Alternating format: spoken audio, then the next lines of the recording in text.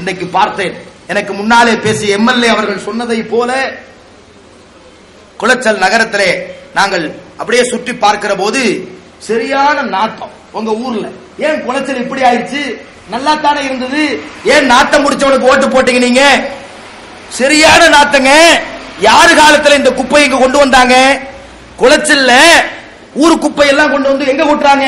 வீட்டுக்குள்ள கொட்டுற மாதிரி இருக்கு. உங்களுடைய ஒவ்வொருவருடைய வீட்டிலும் கொட்டுவதற்கு சமம் அந்த கடற்கரையினுடைய ஓரத்திலே கொட்டுகிற குப்பை. ஏன் ஆளுள்ள பகுதியில தான் குப்பை போடணும்னு எவன் வச்சான் சட்டம்? கொஞ்சம் தள்ளி கொண்டு போய் வைக்க வேண்டியதானே. மக்கள் வாசனை இல்லாத 10 கிலோமீட்டர் தாண்டி கொட்டினா என்ன, கொஞ்சம் செலவு தானே ஆகும். ஆனா மக்கள் நோய் நொடி இல்லாம இருப்பாங்களா இல்லையா?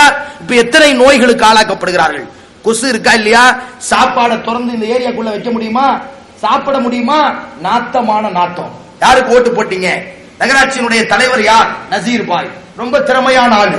ஏன் தூக்க வேண்டியதான? அது மக்கள் போராடுறாங்க, பல கேஸ் வாங்கிட்டாங்க. அமமுக மக்கள் மீது வழக்கு இருக்கா இல்லையா? இந்த குப்பைகளை அகற்றுவதற்கு நீங்கள் போராடி வழக்கில் உட்கார்ந்துட்டு இருக்கிறீங்களா இல்லையா? ஏன் இன்னைக்கு குப்பையை நீங்கள் விட்டு வச்சிருக்கிறீர்கள்? இந்த ஊர் பிரச்சனை இல்லையா இது? இந்த ஊரே கூடி நீங்க ரோட்ல உட்கார்ந்தா இந்த குப்பையை 24 மணி நேரத்தில் தூக்க முடியும். ஏன் நீங்க தயாராகிறது இல்லை? ஏன் நீங்க தயாராக மாட்டேங்கிறீங்க? குப்பையில வாழலாம் முடிவு பண்ணிட்டீங்கன்னா இதுக்காக ஓட்டு போட்டீங்க நீங்க? யாருடைய காலத்தில் கொண்டு வந்தாங்க இந்த குப்பையை? அதை அப்புறப்படுத்துவதற்காக நீங்கள் ஏன் போராடக்கூடாது? எங்க ஊர்ல கார்பரேஷன் ஏரியாவில் ஜிஎம் நகர்ல மெயினான கோவை நகரப்புறத்திலே உள்ள அந்த ஏரியாவில் இதே மாதிரி குப்பை இருந்தது. 4 தடவை தான் கம்ப்ளைண்ட் பண்ணோம். இப்ப குப்பை இல்லையே. அதை விட பெரிய ஊர் அவங்க ஊரு.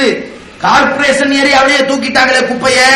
ஏன் இந்த குப்பையை கொண்டு வந்து மக்கள் வசிக்கிற வீட்டுக்குள்ள கொண்டு வந்து கொட்டணுமா? அவர் சேர்மனா இருக்கும்போது, இப்போ அவர் தானே சேர்மன், எடுக்க முடியுமா இல்லையா? இந்த மக்களுடைய கோரிக்கை நீங்கள் ஏற்றுக்கொள்ள மாட்டீங்களா?